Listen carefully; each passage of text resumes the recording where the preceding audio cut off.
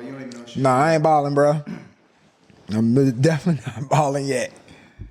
Shout out Hob. My boy Hob copied these. Bah! Hey. Hob copied these for me. What is it? KOTD? Kicks of the day? Kicks of the day. I don't even wear these unless I go somewhere. Like when I'm at the shop, I got my $19 Target shoes, bro. Bro, my homie and client bought me these shoes, bro, out of nowhere. He just hit me up one day. It's like, yo, what you doing? Were you at the crib? Like, nah, I didn't know what was going on. We had been talking about shoes early that day. Yeah. And then he pulls up on me at the house, like, here, I got you some. Like, what? That's dope. Like, damn, bro, that's love, bro. Those are the moments that you know you made it. Like, damn, I got people. You know? Yeah, people that love you and stuff like that, man. You ready? Yeah, I'm ready, man. All right, well, we rocking. Good. We're already in it, baby. Yeah, we knee deep, man. Pause. Bro. Hey, I learned you got the first one, boy. Now you rocking with Team Elevate, baby. You got the pause on lock. Pause game. You want something crazy? This is the perfect time to ask you this question. I don't know your real name. What's your real name? So my real name is Henry. Henry. Yeah. Okay. Do you go by Henry? Do you have a nickname or anything like that? Most people call me Fresh, but the closer people that know me, they call me Henry because they just always call me Henry. Yeah, they just know you that way. Yeah. So my real name is Ryan. I don't know if you knew that. Yeah, I knew. Ryan cool. Sanchez. Yeah, there it is. Hey, I know people in the government out there, man. Oh yeah, my bad. Nah, I'm just playing. It's online, bro. You gotta expect everybody's gonna have that. But it's always a dilemma for me because I will introduce myself depending on who or how I'm being introduced to someone, but more specifically in Ocala, because most people do know me as Philby. And now people are starting to know that my real name is Ryan, so it's becoming easier. But sometimes I'm on like, oh shoot, I don't know. Yeah. Like, do I tell him Philby? Do I tell him Ryan? Yeah. I don't know. I think I knew you first as Philby because I think I seen your car first. You saw my car before? You had a rap, and I'm like, damn, I need to get my shit wrapped. Like, you seen that? Yeah, I seen that. I was like, damn, I need to get my car wrapped, but I never got it wrapped. That was more than a couple years ago. Then that was a while back. Yeah, that was dope. That was the first time that I made a move like that. That was like obviously dropping knowing I'm officially a business. Yeah. You got an LLC, all that time to drop a bag. Yeah, you got to drop a bag. And I got and you know what's funny? I wanted to get my chest done, my tattoo, my whole chest, and that's what I had that money for. And I was like, it was my first year as a barber. Yeah. And I was like, man, I really, really want to get this chest piece. And then I sat down and thought about it more, and I was like, but I just started my business. Like this is what I'm on. I'm like, bro, I could get it, and I'd be fine. But what I look like saying I'm starting a business and dropping $3,000 on a fucking tattoo and then not investing into my business. You know 100%. What I mean? And in a way at the time that, because I was a beginner barber professionally, in a way that would make a statement. You know what I mean? So now that's dope though, because like I've been like, I was the same. I was like, man, you know what, man, I can get a new whip. You know what I'm saying? But I was like, nah, like I should like get a shop, you know what I'm saying? I should like do something for myself because like I felt like I was just like growing out of the area that I was in. So it was like I wasn't getting no help. Like I'll be asking like, man, how do you do this? And like it'll be like watered down versions of information, you know what I'm saying? So I was like, I need to surround myself with some positive people or just go on my own. So and how'd you do that? So I did that by just pretty much grinding. I started realizing I was like, you know what? I've been in this barber game like 5 years. Like I ain't got nothing to show for it. So I was like, just looking at different YouTube videos and stuff like that, going down a rabbit hole. And I was like, you know what? I'm gonna just do my own thing. And then I seen not the little kid, but he a younger barber named Kez. I know who you're talking about. I saw him with the shed. So I was like, you know what? Man, let me see, man. So I went down 441 and I was like just looking for sheds and stuff. And I found this deal on a 10x16 for like $6,400. Damn, that's not a bad deal, bro. Not a bad deal. So I jumped on that, went to Lowe's, grabbed the fence for like privacy. And then my wife's stepdad helped me with the whole thing. That's awesome, bro. Yep. And that is what is now, I'm sorry, I messed up as a host. I didn't give you your formal introduction. No, that's all good. That's what has now become the Monarch's Land? Yeah, I'm just giving a different pronunciation. The Monarch's Land. The Monarch's Land. And I could tell you a little history on that too. Yeah, please do. But I do love the name, but even before the history. Yes, sir. I always love an origin story. You know, we have our own too, so definitely let me know. Let me know. What's the story? How'd that come to be? All right, so get comfy. All right, so the Monarch's Lounge, it came up because like I remember when I was in barber school, and then like we was learning about like the history of barbering and stuff like that. And around that time, I came across like Tomb 45, right? So I was reading it like jail one day, and it was just like talking about history and how it was like the 45th tomb and stuff like that. So I was like, damn, I want something that kind of like is modern, but also it relates to history a little bit. So I was like, okay. So I was like, when you like when I treat people, like when they come to me, like I want to treat them like royalty. Mm-hmm. So I feel like I started looking up words like what's like another word for royalty. So I came across monarch, and then so I broke the word down. Monarch. Monarchs means it means a sovereign head of state, mm-hmm. which also means a king, a ruler, or anybody that's in charge. So when you come to like the Monarch's Lounge, you are a king. Like you get service, you get treated like royalty. So that's how I came up with that name. And the chess piece is just like, the king, bro. Like, no, that's fire. I like that. You know what I'm saying? That's a hell of a story too, because I can appreciate when people go to those lengths to figure out what they want to be called or why and how they're going to maneuver that, because that's a part that I think, at least for small businesses and people like us, they don't put that much energy into. Yeah. And they just not that that's an issue if you're okay with that. Yeah. But for me, the main excitement of all of it is those backstories and those behind those things, those Easter egg parts that, I plan on building my company to the level, or maybe somebody just knows it and doesn't know the story, but if they go look it up, they're like, oh, that's why they named it that. And then they'd be like, oh, put two and two together. Damn, that makes sense. Okay. I like that. Like when you're watching a really good movie that has crazy background stories and plot twists, it adds more to the story, more value, excitement, more value. Exactly. More to be engaged with. So I can appreciate that. Yes, sir. And how long, you may have mentioned that and I missed it, but how long ago did that happen where you actually opened your own studio? Opened my own studio. So I opened up July 5th, 2023. Oh, almost my birthday. Excuse my birthday. Cancer. It's all good. Oh yeah. Happy early birthday. Oh, that's hella early, bro. I appreciate it. Yeah, that is early. I'll take it, though. Hella early. Hey, I'll take the love all day, bro. But 100%. That's dope. And you said 2020, did you say? 2023. 2023, okay. Mm-hmm. So it's been going on 2 years. Almost 2 years. How's that feel, bro? It feels good, bro. Like, the mindset that I'm in now, bro, is totally different than when I first start. Like, it's like, I see the vision now. It's like, I know my purpose now. Like, everything makes sense now. Like, when I was over there, it was just like, When you say over there, do you mind me asking where you were? So I was at Fashion Cuts. Okay. Right off of 44. Did you graduate from Fashion Cuts? That's where you went to school? Yep. Okay. And then you started working with their shop? Their shop. Okay. So I was there for the full 5 years of my barbering. Aside from school, when you graduated, you stayed with them for 5 years? 5 years. Wow. Which one were you at? The one here in town or the one? Marion Oaks. Marion Oaks. Because that's where you're at. Yeah. Okay. Literally, like, before all the traffic and all the crazy like traffic and stuff, it used to take me about 6 minutes to get there. Did you ever see me in there? No, I've only been in there one time, and I'm thinking that I may have seen you in there. I probably did see you. You probably had long hair then, right? I did, yeah. Okay. And it's first, for one, it was years ago, and two, like, come on, the amount of people we see. But the only reason I think about it is because something about you when I first found out last year about you explicitly for what you're doing now, something about you looked familiar. And I remember when I first had to talk to Adrian about something. Okay. And the first time I had to go meet with him, it was at the Marion Oaks location. Okay. So and when I went in there, I saw one or two guys working, and I'm assuming at that time it was probably you. Probably me. Yeah. So that is coming together now. That's dope.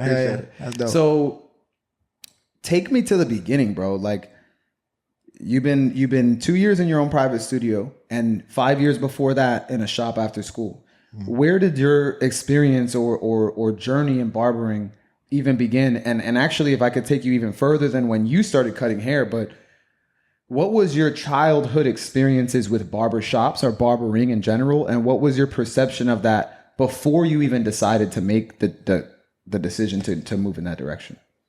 So to me, barbers, I really didn't have so my perception of the barbershop when I was young coming up was I was always scared to go to the barbershop.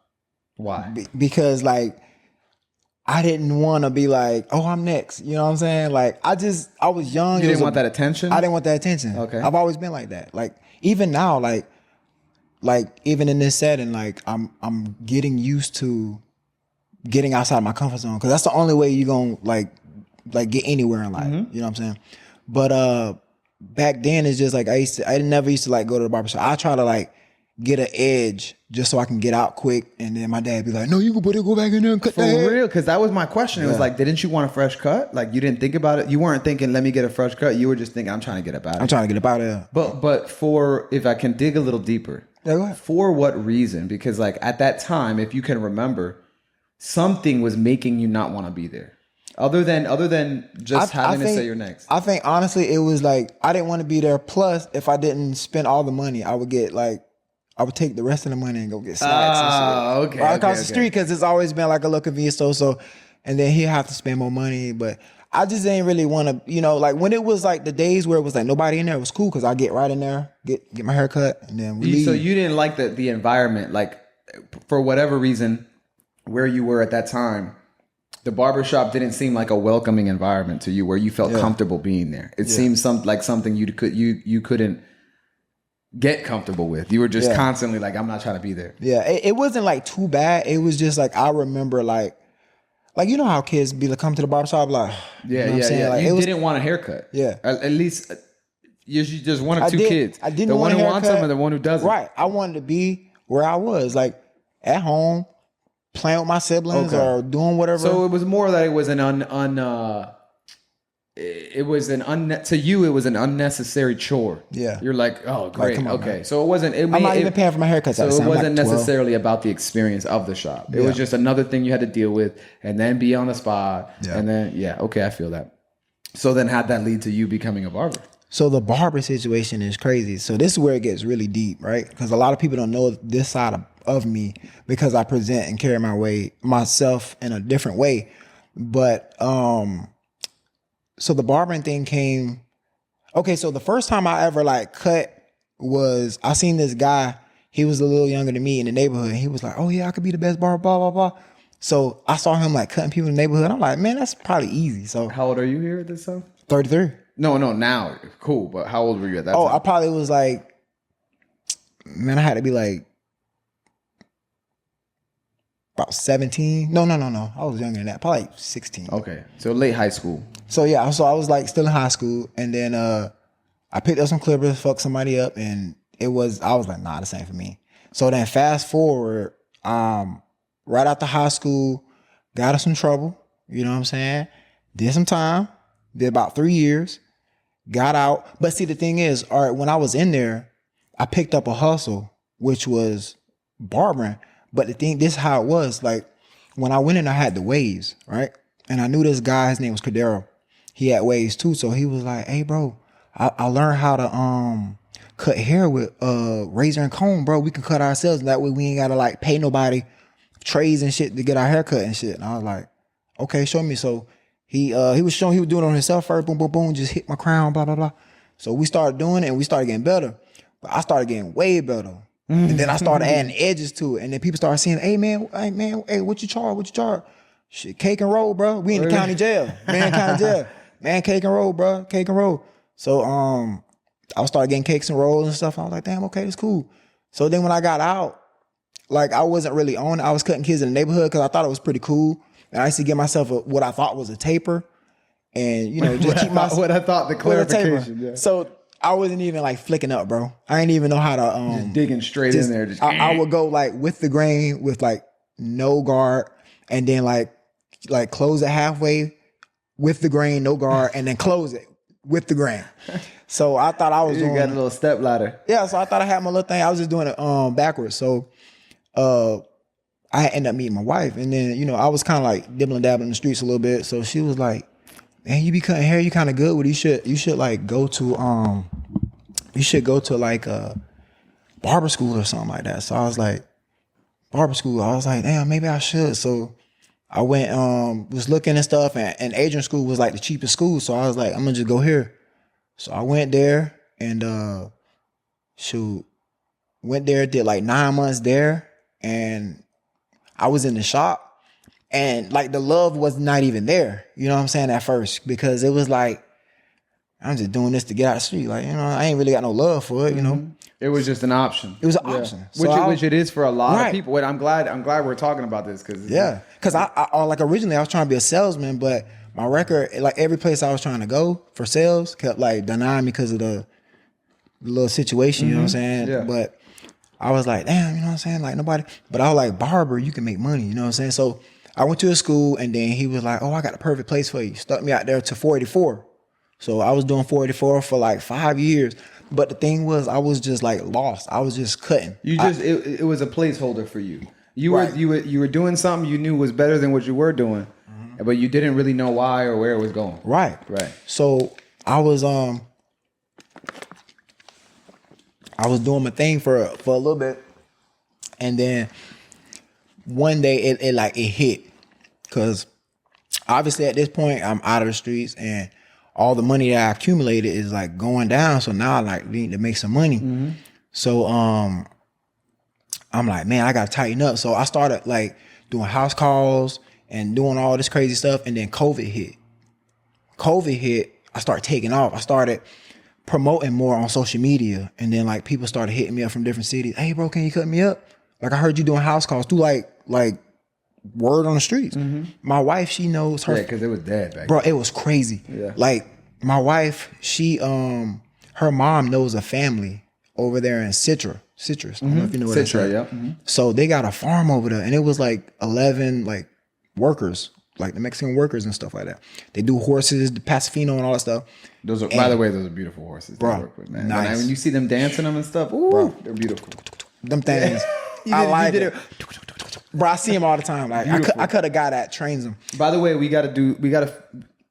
My bad. Go ahead. No, I'm gonna throw you off. No, but we gotta figure something out. We gotta do some kind of event, maybe at WEC or something, man. Right. On that note. But we'll talk. I don't want to fuck up your story. I don't know. I already forgot where I was. No, you were talking about the family in Citra that had like 11 heads. Oh yeah. So like, long story short, man, I was there from like morning to like evening, cutting everybody's head and like just making money, $50 a cut, and then like that's what I was doing every day. So when COVID came, I was making more money than I was making in the shop. So then like, that's what like got my momentum. So the momentum was there, but the drive and the purpose wasn't there. But it was like I still had the stamina to do it. Right. So then after that, I didn't really get the love for it until my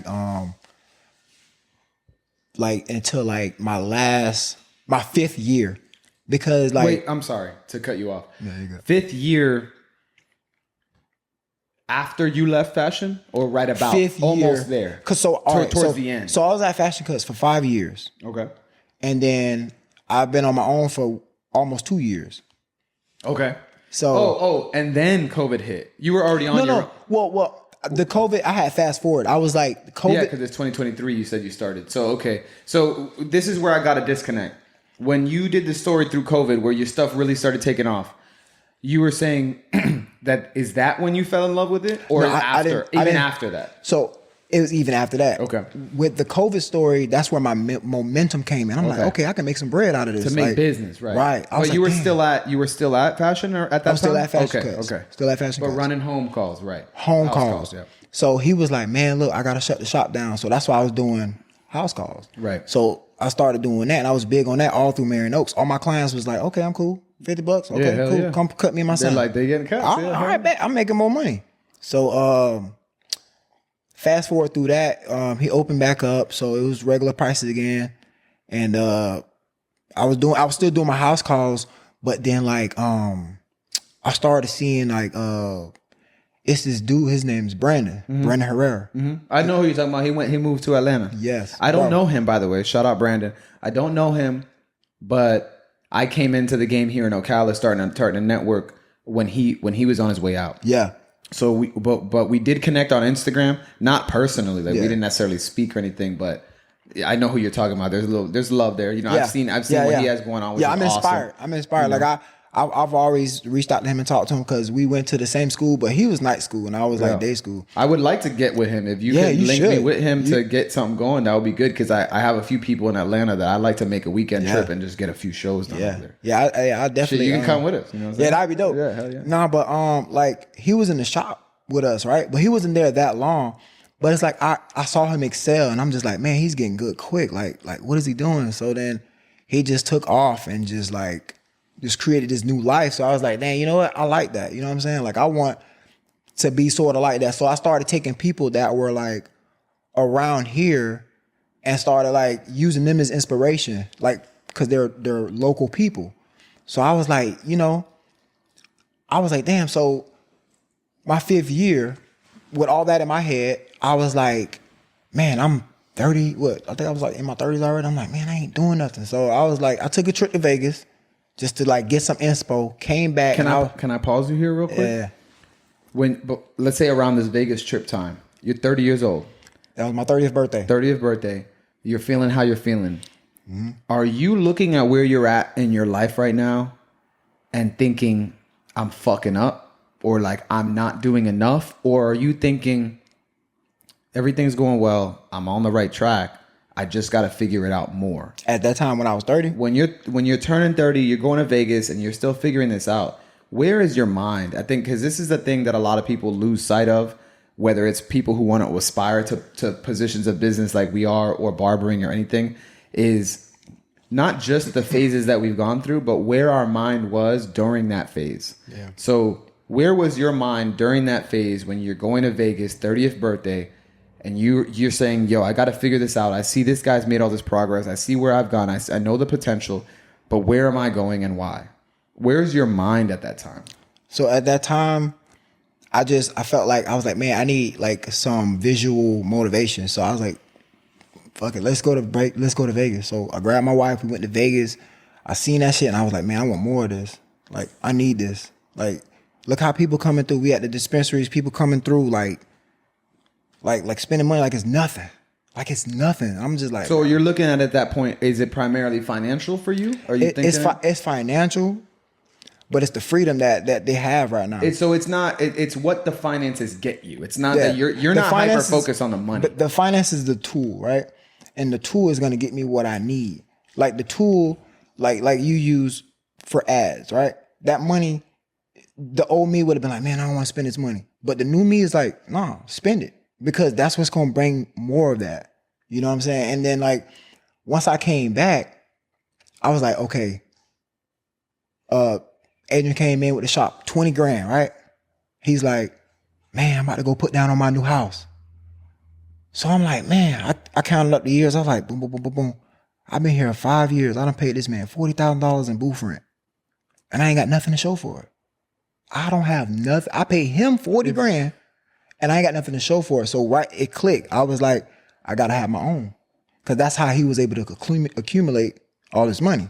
So now I need my own little thing. So that's when that's when you're like, this is what I got to do. Yeah. Okay. I was like, I need to be. And what was your next step after that? Once you figured that out, what was your next step? So I figured that out and I was like, I put a plan together like in a notepad and I was like, okay, the first thing I need to do is figure out how much money I got. And then I got to figure out what I need to do, what I need to get, how much it's going to cost. And once I put it together, I was like, all right, so I'm going to probably need a loan too because it's going to get more expensive. Before even we go down the loan path, you wrote it on a notepad. On a notepad. A real notepad. No, like memo on pad. Your phone. Like, yeah. Oh, damn. Yeah. I was trying to put some game on young folks. I know, right? For the paper. You see me over there with the paper and pad. You saw me writing. I see. All right.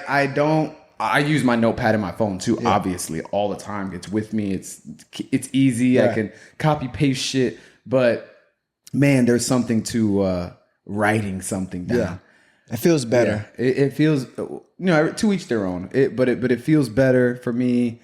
There's something about physically transferring that idea with your hand, letter by letter. I'm not trying to get crazy. Nah, you good. But when you said notepad, it got me excited, and obviously, you failed me. No, but I do have a journal.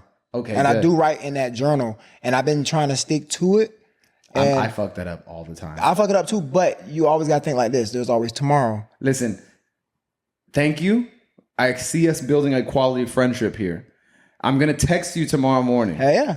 At fucking early. First of all, if my wife sees this, she's gonna laugh at me. Right. Because she talks about me waking up early and laughs all the time. I'm gonna wake up early tomorrow to get my meditation, my workout, my stretch, and my journaling. Yeah, there you go. And when I wake up, I'm gonna text your ass and say, write in your fucking journal, bro. I'm gonna write in my journal. Right, and I'm gonna write go. that you even said that. I'm gonna be like, hey man. Now I've got too many reasons. Philby or Ryan, whatever one you want me to write. Hey, whichever one you like better, bro. People say that as if I care. Look, whatever one you like better. Yeah, 100%. I like them both. I say the same thing. I'm like, look, I used to be ashamed of my name. Henry? Yeah. It's a beautiful name, bro. Bro, I used to be like, when I was like coming up in like elementary school, people used to be like, what's your name? I used to try to make it sound so hood. I used to be like, Henry. Like you from Memphis? I'd be like, Her. They'd be like, huh? Aaron? Did you say Aaron? Your name, no. Her. But now I'm like, yeah, Henry. Yeah, Henry. Henry. No, Pinckney. but bro, that's my middle name, for those who don't know, is Peter. Mine's Raymond. And it ain't even spelled right. Okay. So that's funny. How's it spelled? Ramon. Raymond. Oh no. I have a cousin named Ramon, and his name is Ramon. Yeah, I can see that. But mine being Peter is hilarious. First of all, Peter. It just sounds funny. Yeah, right? It don't sound Spanish. It's not Spanish. Well, in Spanish, if I'm not wrong, Peter in Spanish is Pedro. Or Pedro. That would be the Spanish version. Hold on, I'm sorry. Are you Spanish? Right? Oh yeah, Sanchez. That's true. My bad. I'm like, hold on. I'm telling this man he's Spanish, man. No, that's funny, bro. I can appreciate it because I actually think it's funny when people don't know or like trying to figure it out. It was harder for people when I had dreads. Yeah, that was because different. That obviously I was like, he's got to be Korean. Yeah. I mean, Caribbean. Yeah, definitely. I'm Puerto Rican. Yeah, shout out, Puerto mi Rico. Boricua. You know, Boricua. My wife, she's half Boricua. That Bad Bunny just dropped. That Bad Bunny album, crazy. Yeah, I gotta check Bad Bunny. Have J Balvin? J Balvin. Yeah, I know. Oh shit! I need to work on that part of my culture, but I need to work on my speaking. I can speak Spanish, but it's like horrible. It's not. Yo sé un poquito español, pero cuando tú hablas conmigo, tú tienes hablar mucho despacio. Oh. Pero los palabras es solamente las palabras yo sé. Wow, mira. Este muchacho aquí sabe hablar en español. No sabe. No sé, él sabe. Yeah. That's crazy, bro. That bro. Much respect. Give me a full that, bro. That much respect. Appreciate it. That's something that you by doing that exemplifies even more confidence that I have as a Puerto Rican who grew up around Spanish. And obviously with English being my primary language, still, I grew up around it heavily, probably 1,000 times more than you. Right. Yeah. But yet I still, for the longest time in my life, couldn't come up with the confidence to do something like that. Like, especially obviously, hanging out like we are. Even now, when I am challenged to speak Spanish or be put on the spot, if I'm not put on the spot, I'll let it rip. Whatever, I'm good. You put me on the spot, all of a sudden my mind goes blank. I can't figure stuff out. And just like you said, if you're talking to me in Spanish, it doesn't need to be necessarily slow. Yeah. But if you start going crazy, like if I'm on the island and talking really fast, I lose it completely. Yeah, right. But that's awesome, bro. That's dope. And I'm gonna practice with you so I can help you and you can help me too. Right. Because I only know a little bit. And Jimmy too. Jimmy's been working on his Spanish. He knows a little bit less, but that's dope that you're willing to do it. Most people aren't, man. You got me with that one. It shook me up a little bit. We were talking about if I was or wasn't Spanish. When I had my hair, people definitely found it harder to determine if I was or not. And then obviously most people don't just know my last name, like this random person I met on the street. But yeah, I am Puerto Rican.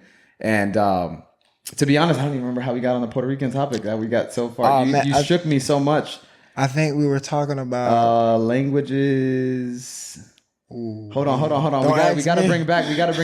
We were on a good roll there. I think we was talking about I went off on being Puerto Rican somehow. What the hell did we say about being? How did we get on me being? I think we were still talking about when I got the passion for barbering. I think we were still. Well, we got a little bit sidetracked off of that, but let's bring it back there because it might bring us back. It might, but honestly, I don't even care because the core point was, and if it does, I'll bring it back. Right? Hey, yeah. But, right. But shit, now I'm like back on that. Like, wait, what was it? Give me a second. Give me 1 second. Hold on. Give me 1 second. Let me think about this. Give me a little quick look. Take your break. Hold on.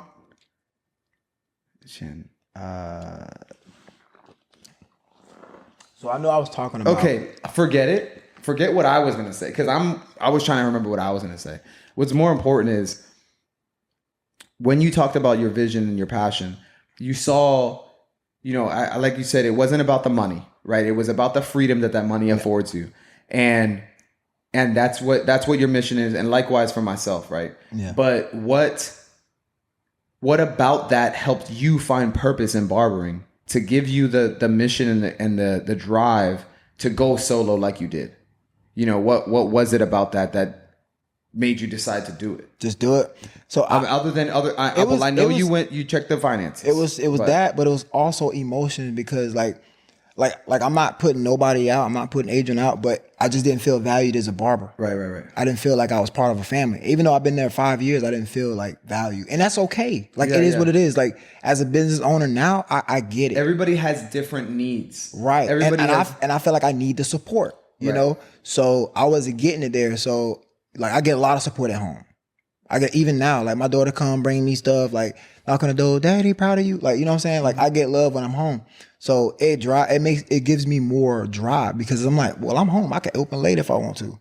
You know what I'm saying? But wait, or is that a struggle for you? Is that what you're saying? What? That it is that opening late is a struggle? Or you're just saying the fact that it's up to you now? It's up to me now. Okay. And it's like it's not before, a job anymore. It's not a job. At first it was a job because I was like, man, I gotta go to the shop. Like I honestly wasn't even loving barbering anymore. The whole 5 years, bro. Like I said, I've been a barber 7 years, but the 5 to 6 years that I was there, I just didn't feel the love that I have now for it. Like now, I look at barbering different. Like when I was at the shop, I looked at barbering as a competition. Like, man, I'm trying to be the best barber. I want to be the best. All right, I'm looking at this barber. I done seen Jimmy. I'm looking at Jimmy. Man, I gotta get better than him. I see TJ. I gotta get. I was just thinking about everybody else. Competition. Your mindset's different. But now I don't care about who's the best, bro. Right. Because you ain't me. Like I'm like a different person now. Yeah. Like my clients, like I cater to them. Like I cater to make them feel good, to feel comfortable when they're here. I mean, at the shop. And now you can say here, baby. Yeah, we don't here. Yeah, for real.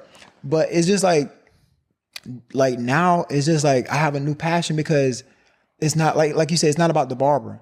The barbering to me now is a vehicle that's gonna get me resources because now the way I market, I bring higher like paying people and different type of clientele that I'm not used to. And then like they talk about stuff like stocks, crypto, all like finances and stuff like that I'm interested in.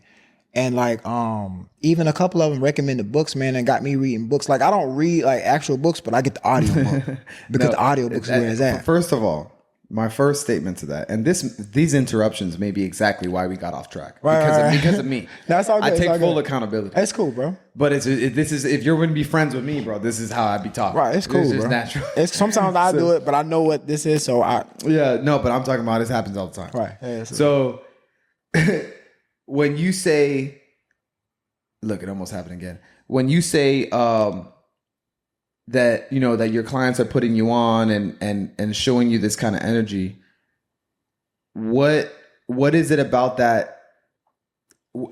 Did you not get that at fashion? Again, it has nothing to do with fashion. Yeah. But from your experience, what about that interaction you were having with the clients changed when you went private? Like why weren't you getting that? Why do you think? I'm gonna tell you what I feel like. I'm trying to figure that out. I'm going to tell you what I feel like I know. I feel like because when I opened up, I started seeing people that I ain't never seen. People. This one guy came in here. I put this on everything. He was like one of my first clients. He wasn't the first client, but he was in that first week. This man. So when I first opened up, I ain't gonna lie. I was charging like $57 at first with the beard and all that stuff. And he came in, paid the $57. Honest to God. Then he gave me $70, right? But he gave me $71. And he was like, the $70 is your tip. And the $1 is your, I want you to put this on the wall. But I never put it on the wall. I think I gave it to my daughter. I gave her all my ones and my coins and stuff. So, You fucked up. I know. You ass. I know. I saw. Look, I went to Big B Coffee the other day. And, shout out to Big B. But I went to Big B Coffee the other day, and they had their dollar on the wall. I'm like, I fucked up. I should have had my dollar on the wall. He told me. Yeah, and no, he probably gonna see this, but hey, you think so? Nah, Does he follow you? No, he follows me on Facebook, but he's not Instagram. No, he gonna see it. No, he gonna see it. We gonna put it out. You gonna put it out. Oh, it's not. He gonna see it. But it's all good, Jay. Hey, you know Jay, I fuck with you. But nah, so when he did that, I was like, why you never came to Fashion Cuts? He was like, man, I didn't like the environment. He came in there one time. One time. But he just checked the shop out. And then he didn't get a cut. He didn't get a cut. Okay. He came up to check the shop out. And he was like, yeah, man, because he knew me from the house calls and stuff. And once I opened back up, I was trying to get him in the shop. And then he just came by, looked at it, and he was like, I'm gonna book one. Never book. Mm-hmm. Opened up, bro. He was one of the first ones coming. He was like, bro, I was just waiting for you to get in a different environment because I didn't like the environment. I didn't feel comfortable there. Bro, and but he didn't say anything else. He didn't say anything. Every other client was saying that. I'll be like, well, why you, like the ones that was coming there and then stop. They would just be like, I just didn't feel comfortable. But you didn't ask why? You didn't dig at that? I would have had to. I didn't. I was like, so some of them I dig and they'll just be like, I just don't feel like they just didn't like the environment. Like if you go to my shop, it was bro, just the vibe. It's the vibe too. It's the vibe too. Because not only was it a barbershop, but they had a nail salon back there and they had a lady who do nails. I mean, the atmosphere is only just one portion of the vibe. Right. There's the atmosphere. I guess it depends on how you're defining it. But generally, like when someone says atmosphere, I think generally they're talking about the environment, right? Yeah. Like the room itself and the setup, right? But then you have the people. Yeah. Then you have the conversation. Yeah. Then you have the energy that those things bring. Right. All of those are combined for the vibe. 100. You know, so for whatever reason, however that may apply to those clients, that's what they're thinking about, you know. Yep. And that's why that's the most important thing here at our shop. Is because, like you said, I experienced that before. Yeah. I've had clients, you know Mike Classic. Yeah, that's my boy, man. Shout out I like Mike, man. I like Mike. My boy in the gym right now, man. Okay, yes. And I saw that deadlift post he made, and I'm proud of him. I was like, bro, I got to get my back up, man. Bro, first of all, I just got a giant back piece. Yeah. I don't know if you do see it. Yeah, I seen it. I was talking to you on, I reached out, like, bro, that shit look like it was. You did message about that. Bro, I got it a chest piece. Okay, yeah. so it did. Shout out Philly Tattoo Ocala, Philly Inks Tattoo Ocala. Shout out my dog, because we're talking about tattoos. Yeah. He gave me my first official apprenticeship as a tattoo artist. Okay. And he also did my whole chest piece. Yeah. Which, after that, led to my whole back piece. He didn't do it. It was another artist who did my back piece. Yeah. Shout out George Anoko at Anoko. Right he's in Kissimmee, Florida. That's Plugs dope. To all my people, bro. That's what I love about that's why this. That's what I'm saying. Like I like barbering, bro, because it's like it's full of resources, bro. Yeah. Like I got a guy who's about to start his own pest control, so like if I need a pest guy, I got a pest guy. But it's also that's the beautiful part, right? Is like as barbers, it's like, bro, the kind of networking you get is incredible. Yeah.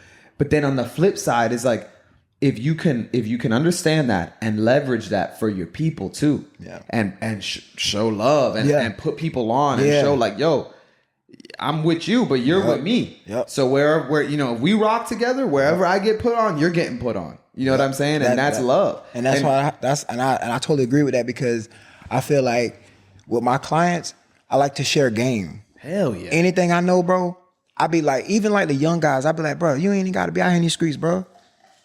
Like, you know what I'm saying? Like, you could touch. Because you know who are. You know who are. Right.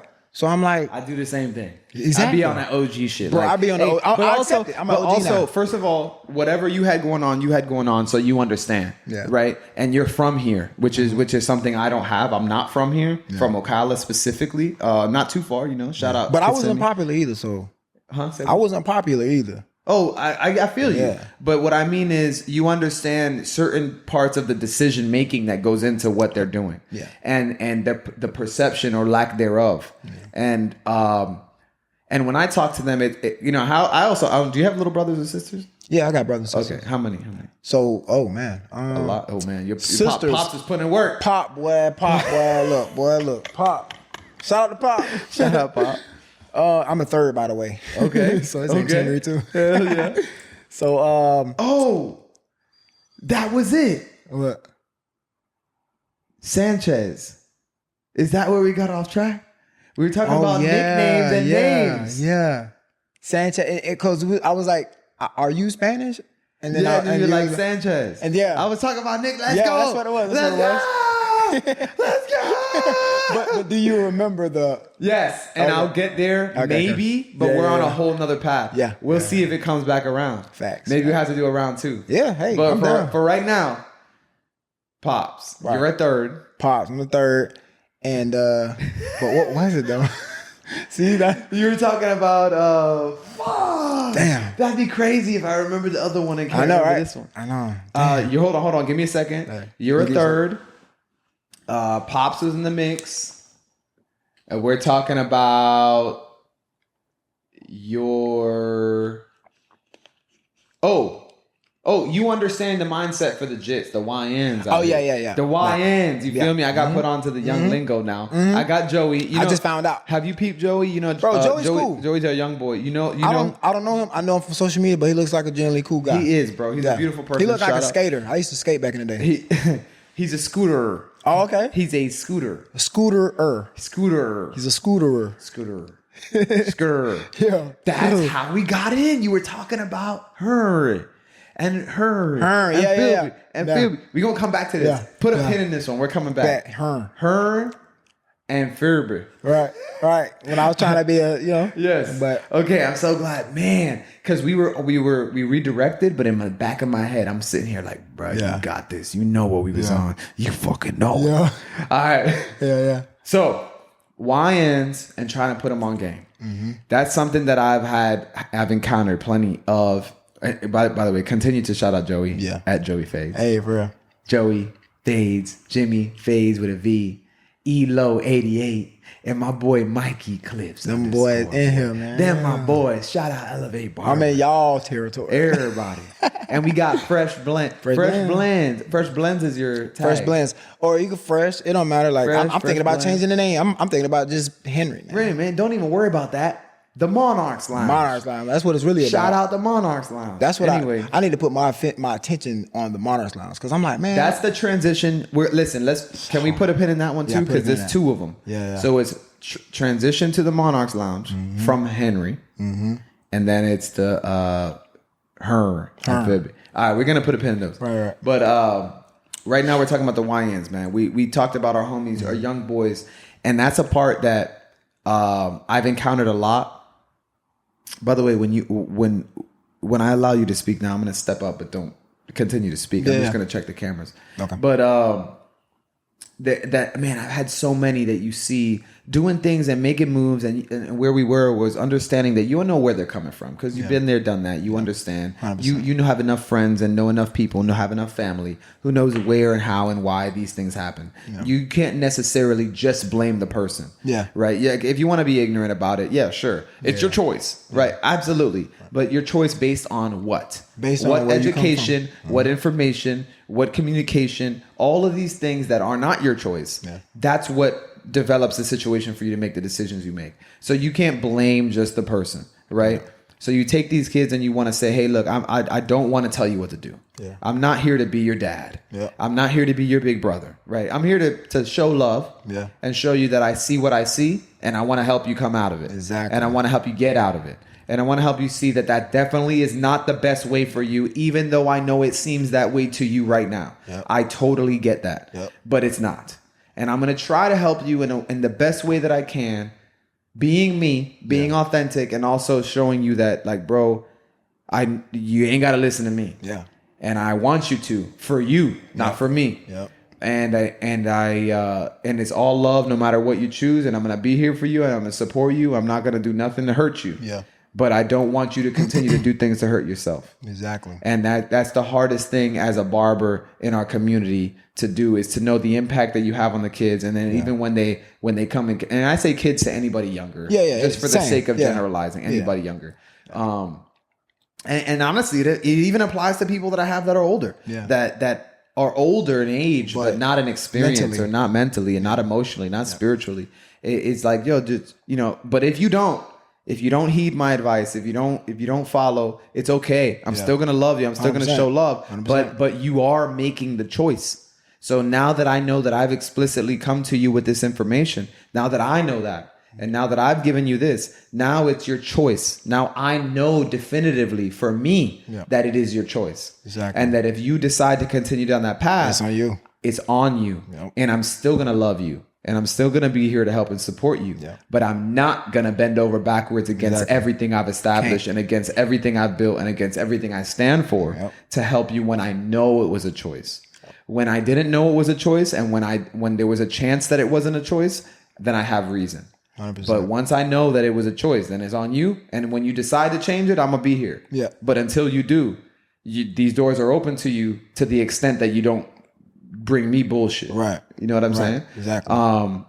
And I've seen people go up and down and, like we all do and make decisions for and against them and weigh those consequences and then reevaluate when they come back. And I have even a guy who I've talked about who got shot, real young kid who got shot. Luckily it was grazing. Yeah. At least from what I can remember, it was a grazing, but it was a big wake up call. Yeah. And that person may, it may or may not be drifting away from that realization now, but I hope to help guide them into it, and whatever influence that people present to me, whether it seems that way to me or not, the influence that I have on them, I will maximize that to every extent, knowing that it's my responsibility as a leader of our community. Yeah. You know what I mean? Not just a leader of the shop and the business that we have, but knowing that everybody who comes in here looks at you a certain way, not because you're the best or you're, you're a barber or, you own a barber shop or all these reasons,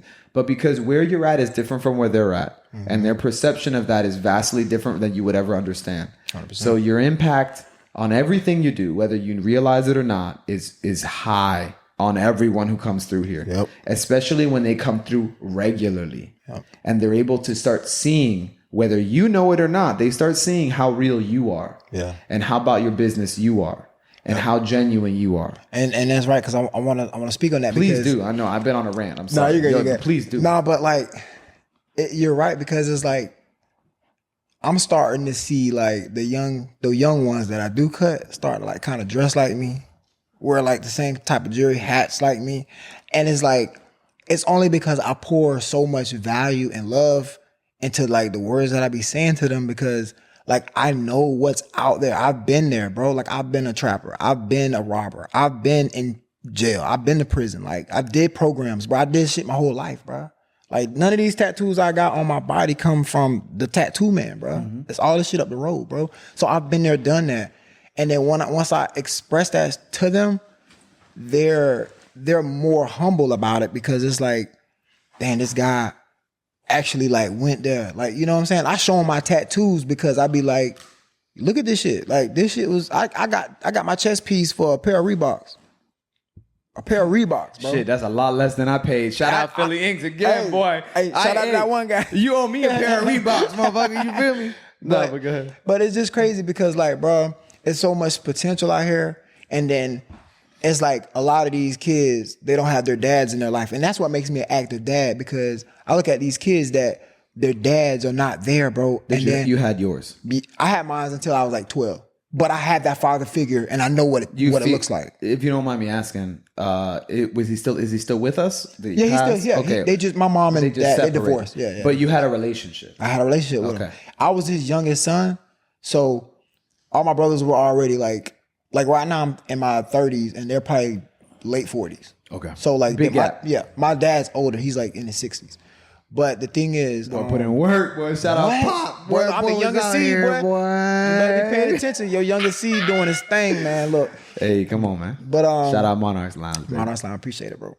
But it's like, then what were we talking about again? You were talking about being put on your brothers, your father, pushing for being a father figure. Yeah. So it's just like, you know that they don't have that presence. I know that they don't have that presence because they don't be in the streets, but they work, but they look like they're in the streets. And I say this because wait, you're talking about the YNs, the YNs. So, but what perspective are you coming from in this sense? Like, Like, you know that. Okay, there's which opens up a good person that I'm talking about. Okay, so what if I'm not messing you up, if I understand correctly, what you're saying is, you know, these guys who don't live these lives, but give the appearance or presence as if they do. If they do, and what about that? How do you feel about that? Would if you could give, without naming, of course? Yeah, for sure. Client barber privilege. It's a thing. If you don't know, now you know. I cut so many young people, bro. Ain't nobody gonna know. but what is it about that situation? And I'm assuming you've talked to him about this. How do you feel about that scenario? The fact that you know what it is and what's presented and how that plays in. But also, is he playing into that? Obviously, if he presents that, it's one thing. But that's a mainstream thing now, right? That presentation. Yeah, that presentation. So do you think that he's feeding more into the presentation? Okay, so I feel like he's definitely feeding into the look, because that's what's going on. That's the style. That's the whatever you want to see. Not just the look, but is it the mentality? I think it's a little bit of the mentality, but not really, because you could tell he's a really good kid. You know what I'm saying? He's a genuinely good kid. So he's not promoting the YN. He's not, but because I've been cutting him since I've been barbering. Like, I've been barbering 7 years. This guy's like 19 or 20. So since he was like 12, he grew up with me. I watched him grow. Right. And I watched him be like just a regular boy. And now his company is changing. He's starting to have like dudes that I know from the streets that you know. Carrying. Yeah. Guys that I know. And they're young too. Only because like they mess around my nephew. My nephew, he out there thugging hard. So I know them because of him, my nephew. And you're trying to put him on. Right. I'm trying to be like, look, he got a job, he working stuff, he got a girl, so he loves his girl. But I be like, you know what I'm saying? Like, I'm always talking to him about stocks. I'm always talking to him about business and like doing something, and like the time, and just like how valuable time is, how you can't get it back. Like, but do you think that he's understanding where you're coming from when you have these conversations? When I start breaking it down, the more, because we talk about it all the time. Okay, good. So, but before that, if you don't mind, does he know that you're seeing him go down the wrong path? I think he saw me see him, and then he ended up like tightening up, like going to get a job. Now he got a car within himself. With himself. Okay. And that's working. Okay. From what he tells me. From what he tells me. Okay. Taking it at surface value. Right. Not confirming. Right. But okay. I believe him though. You do think that that's the case? Yeah. Okay. So you can tell when they're bullshit. Yeah, I can tell when they're bullshit. I just know, bro. I could tell. Yeah. But he's, like I said, he's genuinely like a really good kid. He's smart. You know what I'm saying? Like, he believes in God. He's like, it's just like he want to spend the money on the wrong thing. Like I'm like, okay, so if like something's wrong with your car. Excuse me. You gotta cut that out. No, I can't. But go ahead. Oh no, but so I could, but it's just too much work. I'm by myself. I feel you. Damn, what was I saying? I keep forgetting, bro. I'm sorry, bro. No, you good. You were talking about him making progress. Oh yeah. So like if he really was making the move, and what your perception was of him making them changes. Well, he just started like doing a lot better, and then I was just like, I started seeing like, you know what I'm saying. But like, has he made a big leap since then, or is that just the path that he's on? So since we've been talking, he made those leaps. He got a job, and then with his first check, I was like, go ahead, spend it, bro. Like get the feel, and then your next check, bro, you gotta tighten up. You know what I'm saying? So he's just beginning this path of straightening up. Yeah. He's been in the streets. He ain't been been in the streets, but he's been close to going that direction. Yeah, because he stays in the area where that stuff goes down. So he's been in the fork in the road to like choosing the streets or choosing the right way. Right. And we're making progress towards that. Right. So he's still about that age, about 18, 19. Yeah, I would say he's about 19 or 20. Okay. That's a prime age for this type of shit, bro. Yeah. Because it could change vastly one way or the other real quick. And like you said, you've had experience, bro. You understand. I know I've had experiences with not only myself, but other people, and seeing that, bro, sometimes you want to start learning from other people's experiences as quickly as possible before you got to do it the hard way yourself. And that's a big part for me about talking to not only, like I said, anybody, not just younger people, but everybody goes through a period in their life where they have to learn it themselves first. Yeah, I was just gonna say that. Right? Yeah, they have to. Yeah, you have to do it the hard way. Everybody has that to a certain point. And then you get to a point where you start heeding the warnings and you start understanding how to analyze the red flags, right? And even then, you will eventually catch yourself to where you will have to learn the hard way again. Yeah. You know, there's going to be times you still have to learn the hard way, but the percentage and the ratio of that starts to go down over time. Yeah, and it's slimmer and slimmer. And that's the beautiful part about the impact that we make as barbers. And I do appreciate that. And I think that people like you, with stories like you have, and people like me and everybody else here involved, the stories that we have and the relatability that's there with our clientele is what helps, I think, start to shape the ideas. And not only that they get to talk to us about it, but also that they see us over and over and over again, over a long period of time. Yeah. For example, that client you just discussed, 7, 8 years, whatever the case may be, that's a long time to start understanding if this person just talks a lot of shit, or if this person has some wisdom. At the period, you know what I'm saying? At the end of the day, is this person somebody that I can take what they're saying and it maybe brings some value to me? Or do I know that I'm just making noise in response to this person's noises so that he can finish my haircut and leave? Right. Bro, at the end of the day, that's what it comes down to. And if I'm doing what I'm doing right, then people know that when I speak to them, I'm speaking from the heart. I'm speaking genuinely, and I'm speaking from a place of love. And not only love to help you, but also to see how you can help me. You know, because I'm adventurous. I'm curious about the world and life and existence, period, right? Spiritually and physically. So I'm excited for the opportunity to find someone who has something to teach me. Yes. You know, it's not about taking. It's excited to be able to learn from someone and also excited to be able to teach. You know, sometimes people get caught up with teachers or people who are trying to instill their ego on you, you know, and let you know how much you don't know and why that, like, who gives a fuck? Nobody gives a fuck. There's too much that all of us don't know. 100%. There's always more that you don't know than what you know. So who cares? Right. You know what I mean? And whatever you will learn today, you will forget tomorrow. So for everything you gain, you lose. It doesn't matter, bro. Like it's a fun experience. It's love. We put 2 pins in conversations. One was her and Philby. And really, regardless of where I was going at that point, just to close it out for those who may be curious, it was just that I don't care what people call me. Call me Philby or Ryan. It doesn't matter. It's love. I'm fortunate enough, like you said, you had issues with self-consciousness with your name and all that when you were younger. I was fortunate enough to have always loved my name. And but you got a cool name. It's like Ryan. Ryan's pretty cool. It's like everybody wants to be a Ryan. Ryan's that guy. He's that. Look. Back in the day, the hair. Right?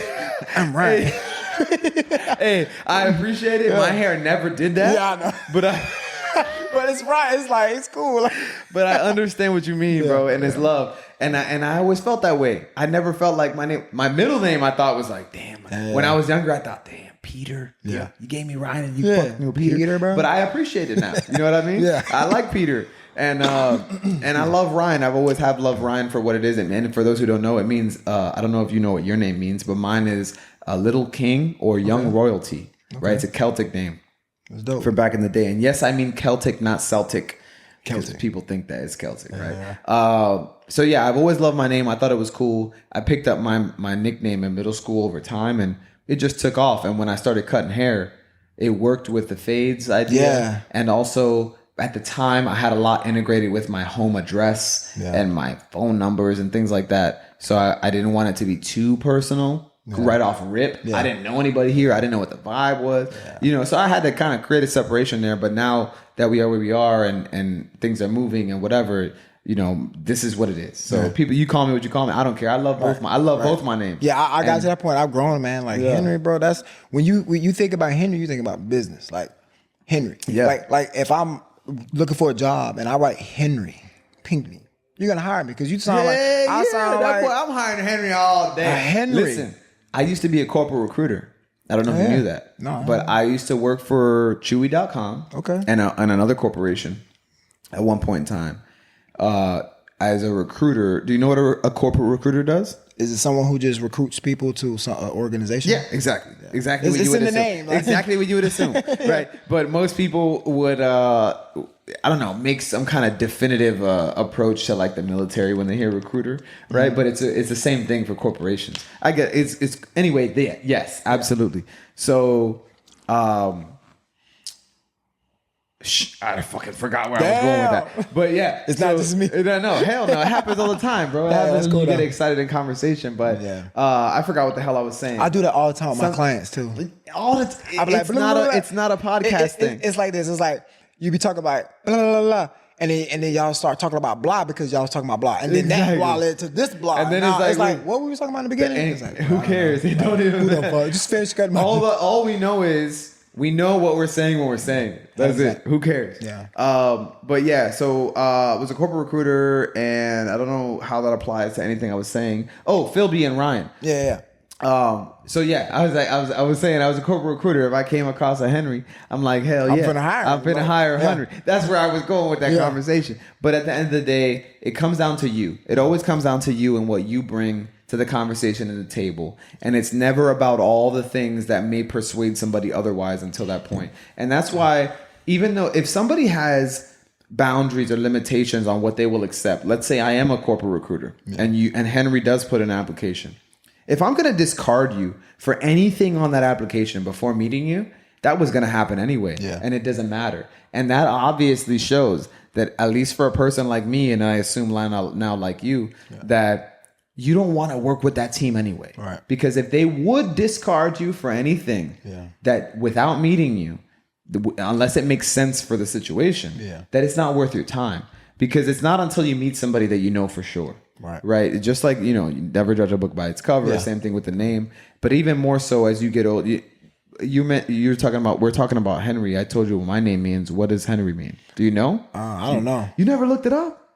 Look it up right now. Look it up right now. We gotta. I'm gonna ask ChatGPT because that's my best friend. No, just Google what does Henry mean. We're gonna figure this out. And while you search it, I'll talk. What does Henry mean? Oh, he got this here. We're gonna wait for it. He got the Siri up. What does Henry mean? I got a ChatGPT. The name Henry comes from the Germanic name Heinrich, which means ruler of the home, a state ruler. It combines the elements Heim, which is home, and Reich, ruler of power. Heinrich, ruler of power. You see what I'm saying? That's a Monarch Lounge CEO motherfucking name. It has been a popular royal name. Mm-hmm. It all makes sense. That's why I'm the Monarch Lounge. That's what, bro. That shit just connected, bro. Full circle, baby. What the fuck? You gotta find deeper meaning, baby. You gotta dig for it. Yeah, bro. It's like being out here alive in this world with no purpose, and then you finally find your purpose.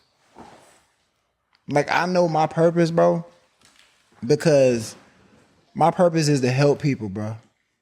I'm walking like how God walked, He spreaded the gospel, bro. Like, I'm spreading good news about being a good person and having good morals. Yes. You know what I'm saying? Being motivated. Bro. Eating well, working out. Bro, thank you. Yes. Oh, man, I fucking love you. I love you already, bro. It's our first day really having a conversation. Pause. I love you already. Pause. We taught him to pause today. Yeah. But that's exactly right, man. And something I learned when I, let's just say a little bit before I started my professional barbering career. And what I learned was the amount of people that you impact is directly correlated to the amount of money you make. Yeah. Right?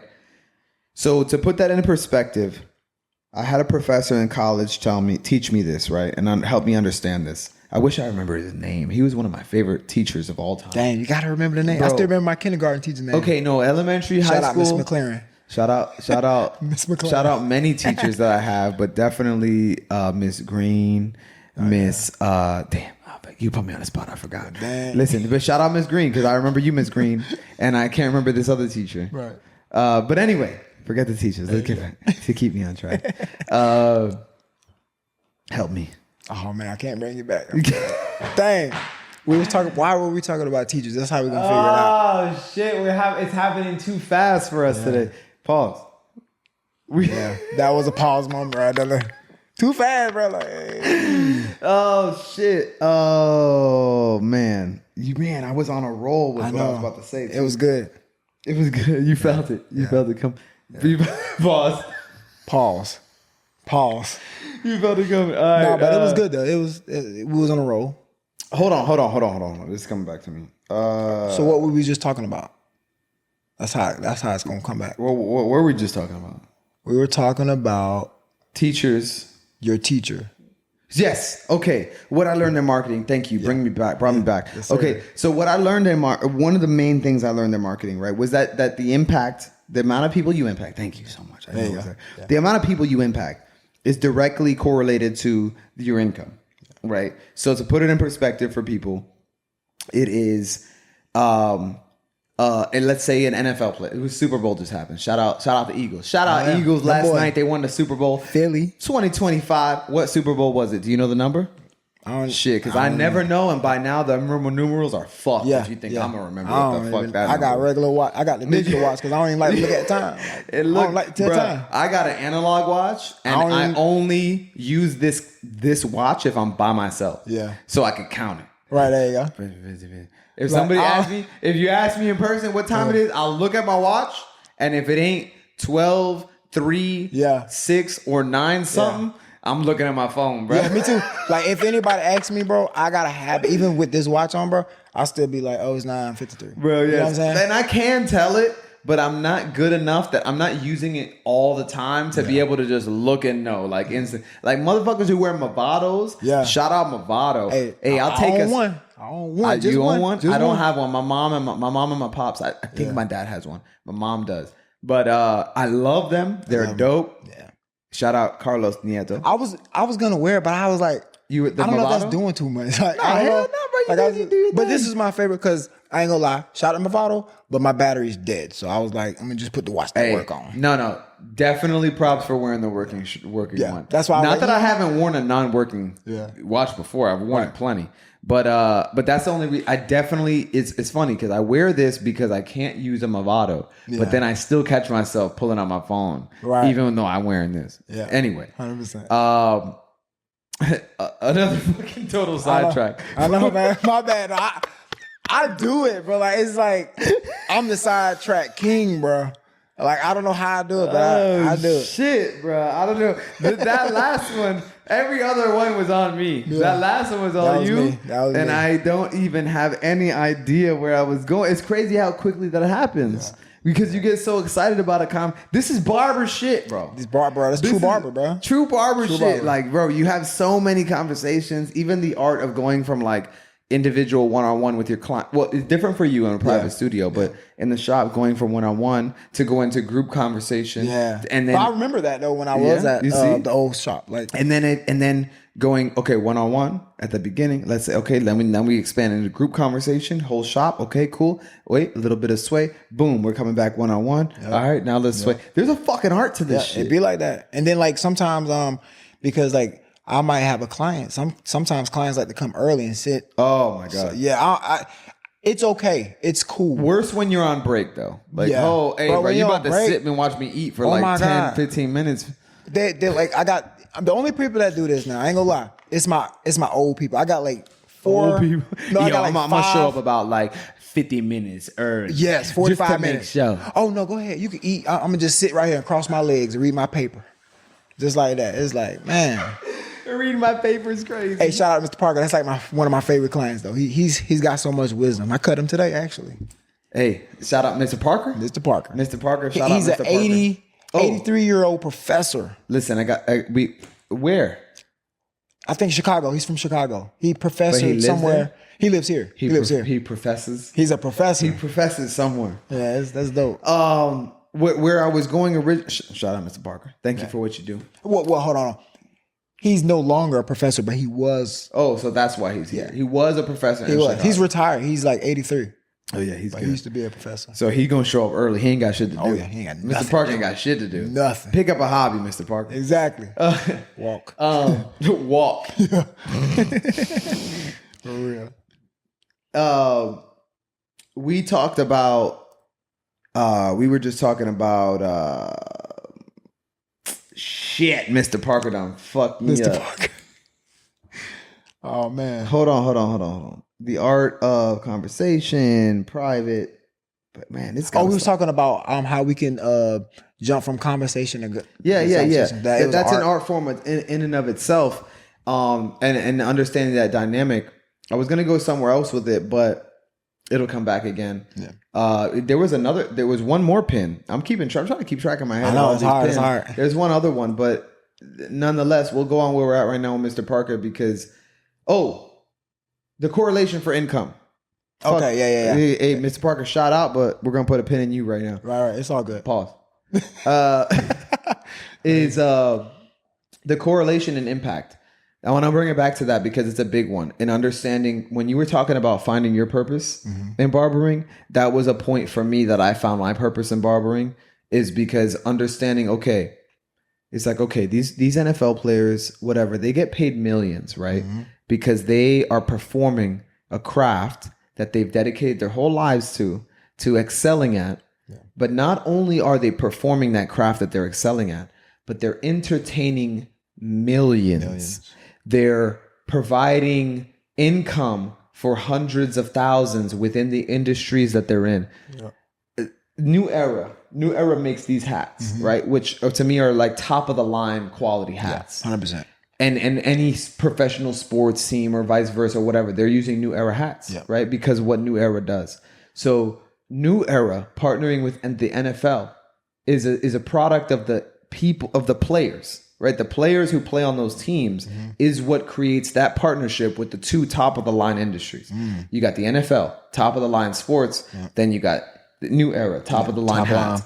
Then both of those people supply hundreds of thousands of impact to the employees that they do, right? Regardless of, so when you start breaking down, like you can look at an NFL player, which is where another point we got off track. Right. Shout out Eagles, right? Because the Super Bowl was last night, and I actually watched it for the first time in years. It was Sunday or? Oh shit! It's Tuesday. Sunday, God, not yesterday. Day before. You feel this is how fucked my mind. No, I got you. I'm with you, bro. So when I forget a conversation, whatever. All right, but so exactly. So Sunday. Was it Sunday? Shit. I think it was Sunday. So Sunday. So when you think about so somebody can look at the NFL players and be like, this idiot. Ooh, great. He can throw a football. Yeah. He can catch a football. He gets paid all these millions to catch a football. No. This motherfucker. Excuse my language. Right, no, I get you. Hey, excuse my language. Even the origin. I understand it, but I don't care. I like using the word. Yeah. This motherfucker. That's a good word, though. It's a good Motherfucker's a good word. Dave Chappelle helped me realize that's a really good word. It's a really good word, but it's also terrible. It's bad. Do you know the origin? The origin's so bad I don't even want to talk about it. Maybe we'll talk about it later. Well, let's just enjoy the word. You could put fuck the origin. Yeah.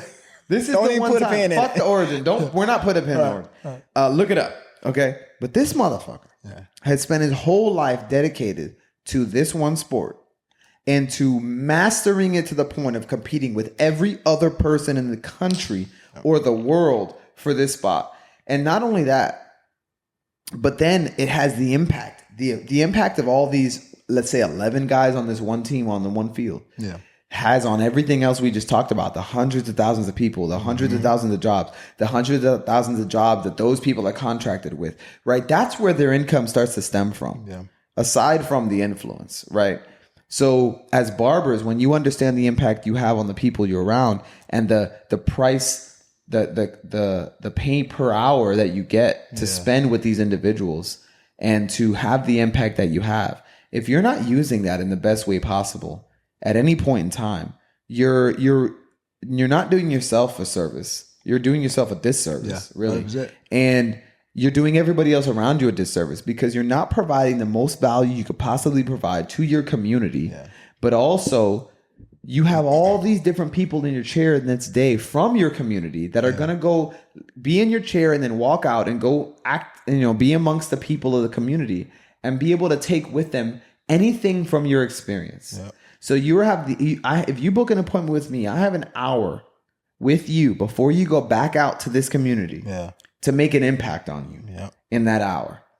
That could be just your haircut. That could be our conversation. Yeah. That could be our just the energy, the service, the energy that we share. Let's say you're not a talkative person. We might not talk too much, but the energy we share is real. Right. I got clients like that too. And the music and the client we share is real, and the love we share is real. Yep. And if I can make that as genuine and powerful as I can, genuine is more important than powerful. Right. Powerful is dependent on the time and situation, and everybody's place is different for power. Yeah. Who cares about power?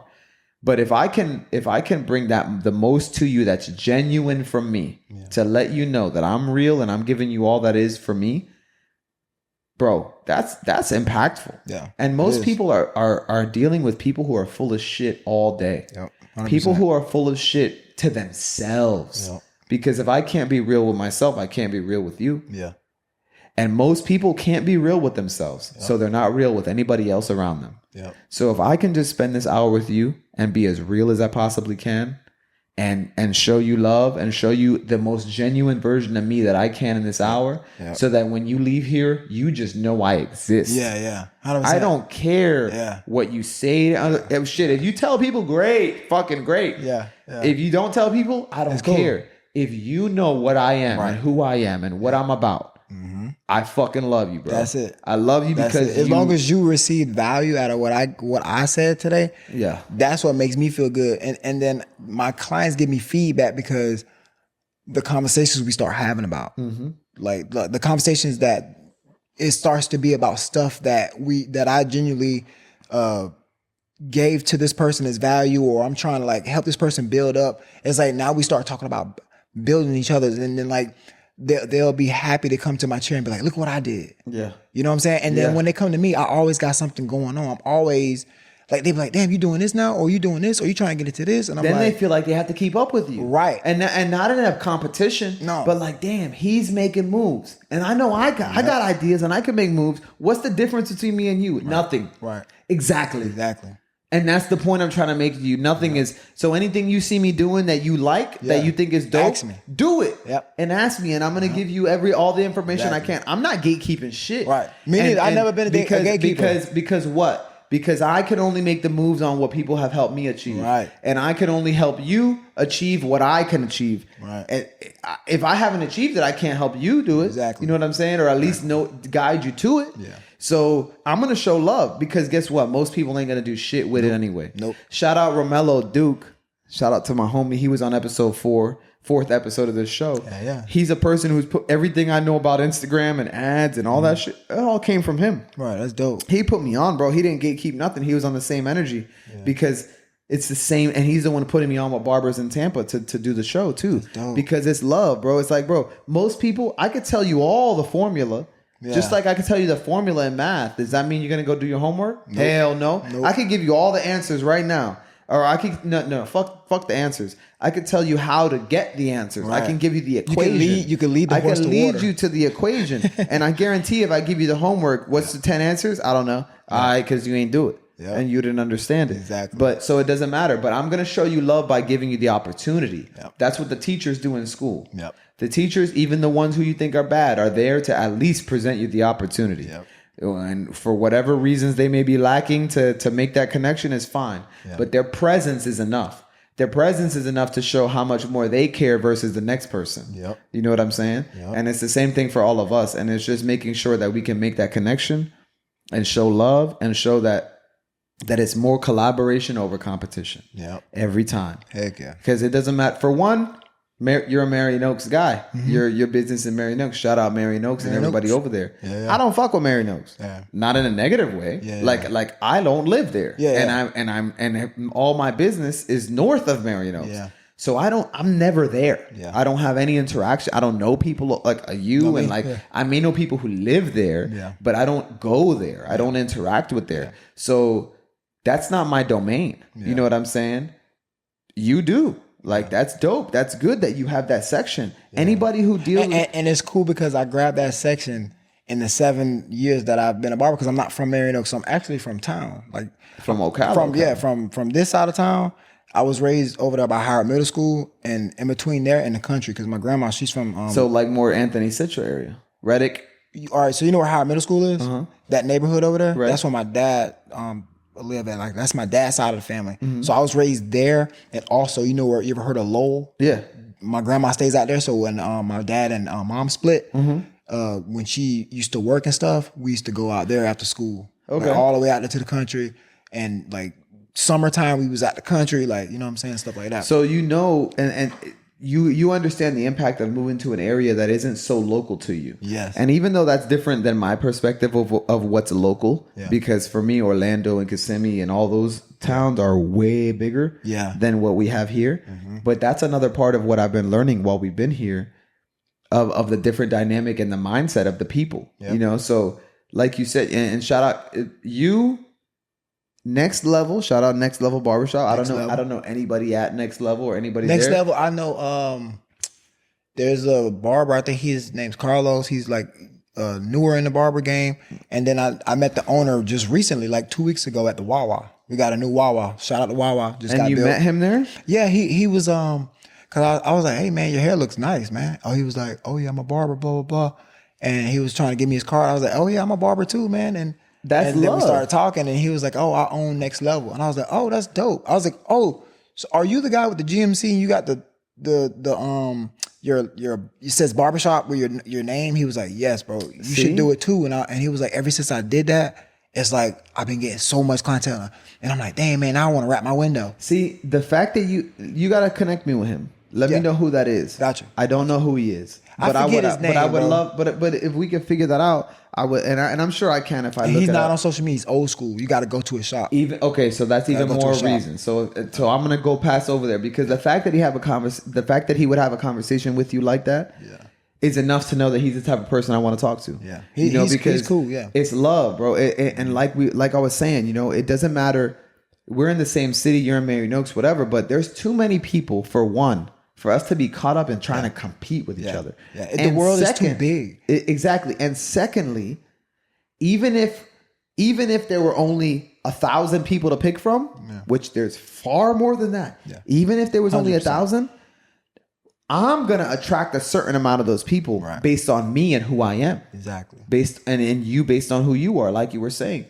The people that I attract are not going to want you, and the people you attract are not going to want me. Right. They want you for who you are. Yeah, and maybe there'll be a little crossover. Maybe when you're not available, maybe some person want to come to me, and vice versa. But at the end of the day, you're going to attract your core clientele, and I'm going to attract my core clientele. Yep. So as long as we can work together and help bring each other up, that's love. That's the best. That's the collaboration. And that's how you grow, because if you think about it, like trying to be selfish, it's like not only are you, let's say if I was like, no, I don't want to do this. You know what I'm saying? I don't want to do the podcast.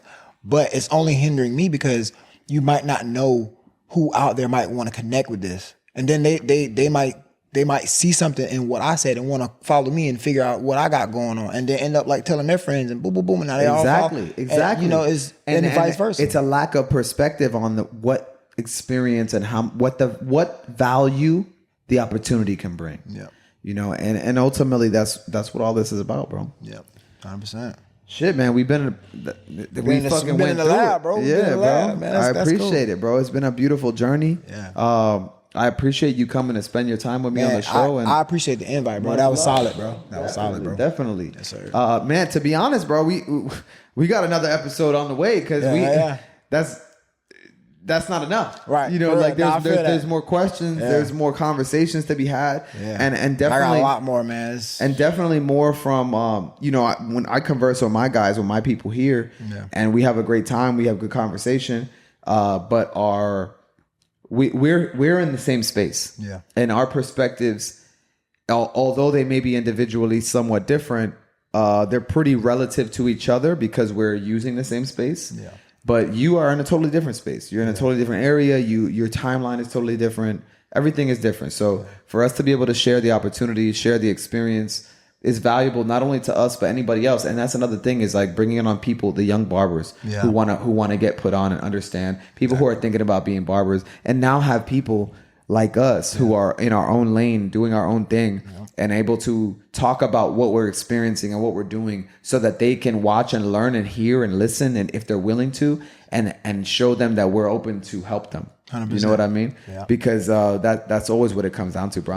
I'm always down to and willing to help anybody who's willing to help themselves. 100%. If I see you willing to put in work, bro, I'm gonna put in work with you. That's iron sharpens iron, bro, and I 100% agree with that, because it's like, if you help someone and then they help you, bro, that's two people that's helped. Now we both can help more people together. That's more people being helped and reached. Yeah. And then like you create a family, bro. And then you end up creating a legacy, somebody that want to carry on the thing that you created or started after you die. Like, that's what you really want. Right. Like, that's like my end goal. Like I want to be free. Yeah, I want all that stuff that we all want, you know what I'm saying? But at the end of the day, I want someone to carry on what I started and believe in it wholeheartedly, bro. Like I want to reach people. Like I really want to be a speaker. Well, this is the right place to start it, bro. A speaker. Like, I want to teach barbering, not like barber school, but like courses online. Like, I want to do. And that's that's one of the things. Like I said, bro, we had a great conversation, and there's so much still that we can talk about, and we should. Yeah, I'm down.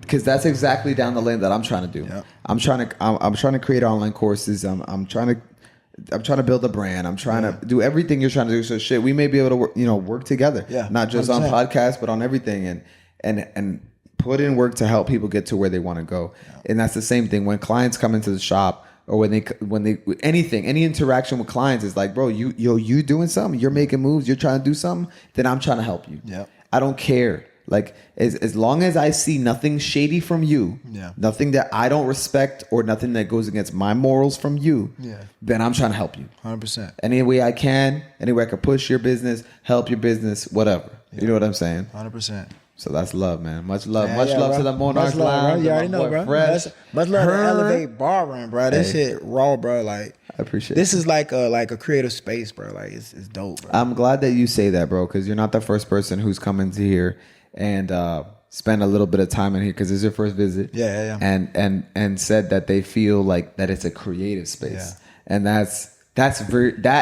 although it may not mean shit to a lot of people, that's impactful to me, because to know that I can create a space that makes you just feel creative. Yeah.